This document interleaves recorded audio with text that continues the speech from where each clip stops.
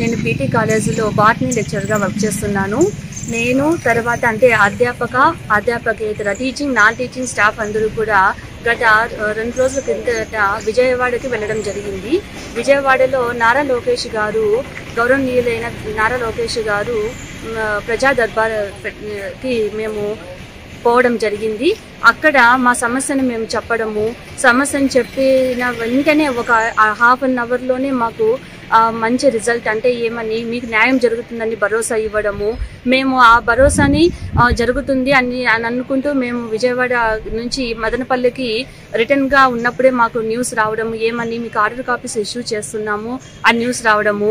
తర్వాత 24 గంటల్లోపే అంటే మేము మదనపల్లికి వచ్చిన 24 గంటల్లోపే మేము ఆర్డర్ కాపీస్ తీసుకోవడం జరిగింది. ఇవంతా విన్న వెంటనే ప్రభుత్వం మాకు ప్రజా దర్బార్ ద్వారా చాలా ఇంత తొందరగా న్యాయం జరుగుతుందని అనుకోలేదు. ఇంత తొందరగా న్యాయం జరిగిన దానికి మేము నారా లోకేష్ గారికి నిజంగా చాలా ధన్యవాదాలు చెప్పుకుంటున్నాము. గత 23 నెలలుగా మాకు జీతాలు రావడం లేదు, తీసుకోలేదు.